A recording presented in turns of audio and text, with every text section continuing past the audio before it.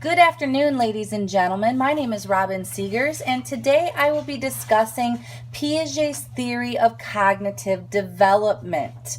So there are 4 stages in this theory of cognitive development, and we're going to be discussing each of those, going through them in some detail. But really, we're going to be focusing on the usages and how we can apply this to our classrooms. So let's get started. If you have a piece of paper, just go ahead and jot down your initial thoughts on the theory of cognitive development. What is it?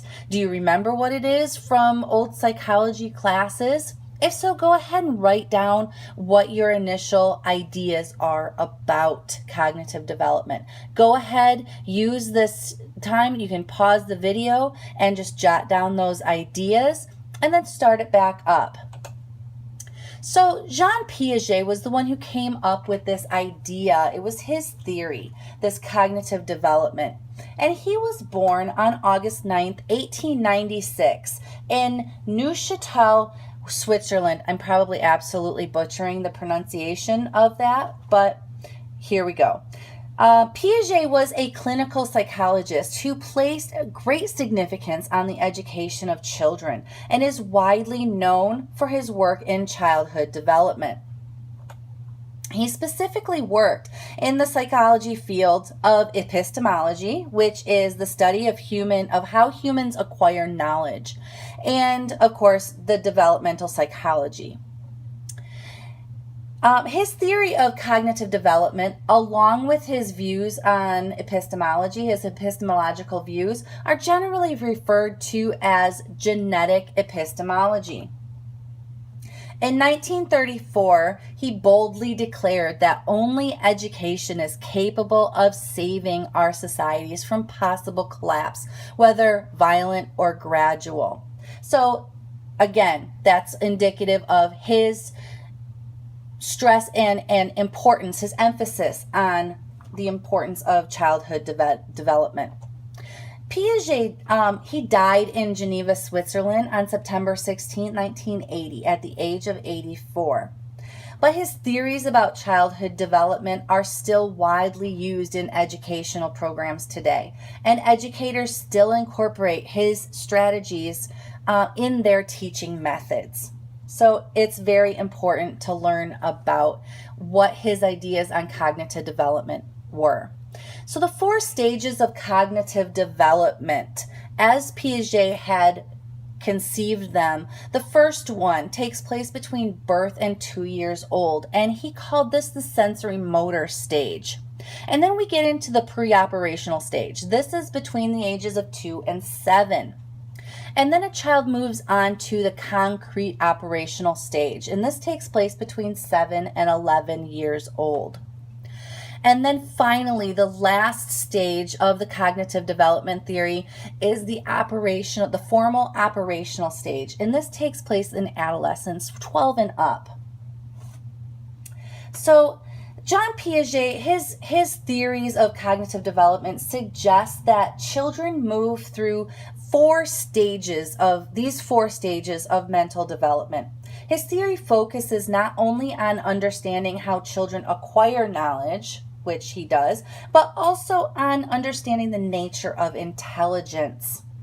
Piaget believed that children took an active role in the learning process, and acting much like little scientists as they perform their experiments and make observations and learn about the world around them. Kids interact. As they interact with the world around them, they continually add new knowledge, building upon existing knowledge and adapting previously held ideas to accommodate new information. He proposed that intelligence is something that grows and develops through a series of stages. And based on his observation, he concluded that children were not less intelligent than adults. They simply thought differently. So as we move through these stages, keep that in mind. So stage 1 is called the sensory motor stage. And again, it's between birth and 2 years old. Some of the major characteristics: the infant, the baby knows the world through their movements and sensations. that children learn about the world through basic actions. This is when they begin sucking and grasping and looking and listening. This is how they interpret the world around them. Infants learn that things continue to exist even though they can't see them. This is called object permanence, and we'll get into that in more detail in a few minutes.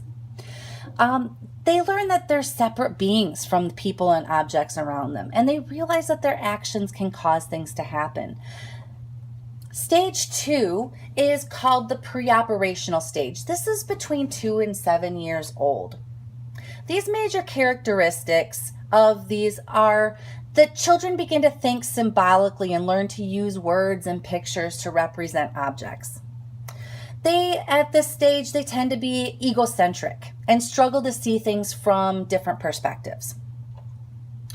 And while they're getting better with language and thinking, they still tend to think about things in very concrete terms. So, let's see. So within this pre-operational stage, the foundations of language development, they may have been laid in the previous stage, but the emergence of language is one of the major hallmarks of this stage of development. Children become more skilled at pretend play, and yet they still think very concretely. So kids tend to learn through pretend play at this stage, but they still struggle with things like logic and taking other people's point of view.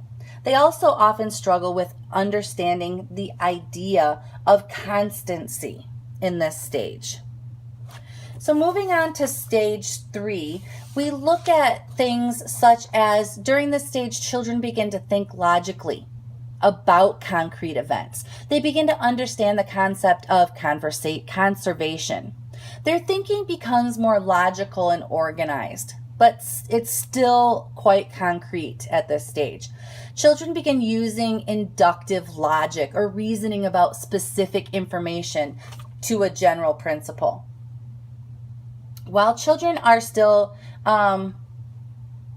very concrete in their thinking, they become much more adept at using logic. The egocentrism of the previous stage, it begins to disappear as kids become better at thinking about how other people might view a situation. While thinking becomes more logical during this concrete operational state, it can also be very rigid. Kids at this point in development tend to struggle with abstract or hypothetical concepts.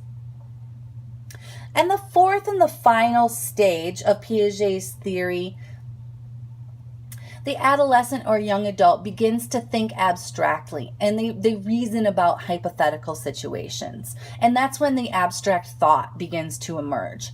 Teens begin to think more about moral, philosophical, ethical, social, political issues that require theoretical and abstract reasoning. And they begin to use deductive logic or reasoning from a general principle to a more specific one. This final stage in Piaget's theory involves the increase of logic, the ability to use deductive reasoning, and an understanding of abstract ideas. At this point, people become capable of seeing multiple potential solutions to problems and think more specifically and scientifically about the world around them. The ability to think about abstract ideas and situations is the key and is the hallmark of this formal operational stage. So, how do we apply Piaget's theories in the classroom? Why is it so important to understand his theories of cognitive development? Well, because we're teachers, and understanding how children develop is an integral part of becoming and being an effective educator. So as we learn and we think about how to apply it into the classroom, there are many applications for Piaget's theories. However, we're going to focus on kindergarten to first grade in this pre-operational developmental stage. So in this stage, we can use that. So use concrete props and visual aids whenever possible. Make instructions relatively short, using actions as well as words. Do not expect the students to consistently see the world from someone else's viewpoint. Be sensitive to the possibility that students may have different meanings for words, or different words for the same meanings, or that they just make up words and that they expect you to understand what it means. And give kids a great deal of hands-on practice with skills that serve as building blocks. So, and provide a wide range of experiences in order to build a foundation for conceptual learning and language. So, in the end, what I would like you to think about for your response is, how can you use the theory of cognitive development in your classroom? How is this applicable to you? And how do you, and children at your age level, what do you need to keep in mind? Thank you so much for listening, and have a wonderful day.